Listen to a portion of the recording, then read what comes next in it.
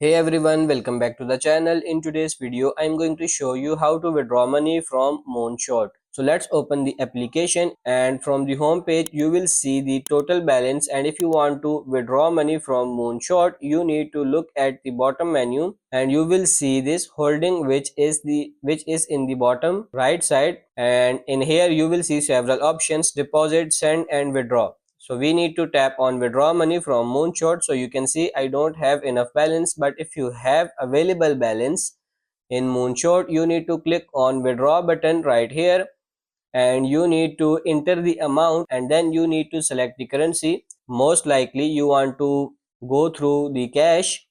You can choose cash in the top, and then you need to choose the payment method. As you can see, Robinhood, Coinbase, Venmo, credit, debit card, PayPal, whatever you want. Let me choose PayPal.